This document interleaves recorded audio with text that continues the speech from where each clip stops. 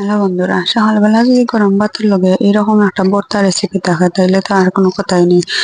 তো এই রেসিপিটা বানানোর লাগে প্রথমে আমি একটা কড়াইয়ের মাঝে তেল গরম করি, একটা গোটা শুকনো মরিচ দিলাম, দিয়া গোটা শুকনো মরিচ এগুলা লাল লাল করে ভাজিয়া তুলিলাম। এরপরে আমি কয়েকটা গোটা রসুন দিলাম, দিয়া একটু নাড়াচাড়া করে ওগুলাও একটু লাল লাল করে ভাজিলাম। যখন একটু কালারটা চেঞ্জ হয়ে আসবো তখন আমি এখানেও কয়েকটা পেঁয়াজ কুচি ছাড়ি দিম। আমি এখানে আগে খাটিয়া রাখছিলাম কয়েকটা ভেজ কুচি, এখন ওগুলা ছাড়ি দিম।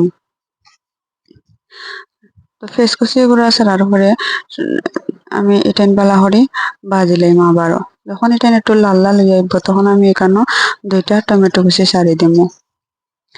এরপরে আমি এটা একটু নাড়াচাড়া করিয়া পরিমাণ মতো লবণও দিলাম। লবণটা দিলে টমেটোটা একটু গলিয়া আইব, সবগুলা মশলা একটু ভালো করে মিক্স হয়ে যাব গে।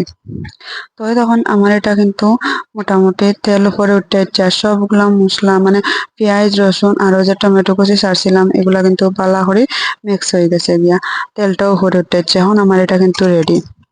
এখন আমি একটা প্লেটের মাঝে একটা গোটা শুকনা মরিচ ভাজিয়ে রাখছিলাম ওগুলা গুঁড়া করিলেন। এখন আমি এখানে আগে সিদ্ধ করে রাখছিলাম আলু, সব আলু ছাড়ি দিম এখানে।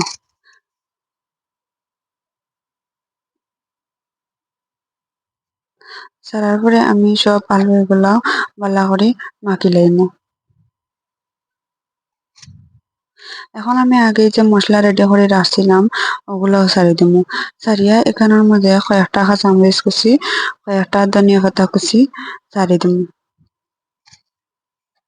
ছাড়িয়া ওই দেখুন আমি এখন সবগুলা উপকরণ মিক্স করে লইলেও রেডি আমার আজকের ভর্তা রেসিপি। তো এই রেসিপিটা কিন্তু আপনারা অবশ্যই বাসায় ট্রাই করবা। আর যদি আপনারা একটু ভালো লাগে থাকে তাইলে অবশ্যই কমেন্ট করে জানাইবা। আপনারা কার কাছে কিরকম লাগলো অবশ্যই জানাইবা। আর এই পর্যন্ত সবাই ভালো থাকা সুস্থ থাকা, পরবর্তীতে দেখা হইব অন্য কোনো ভিডিওতে।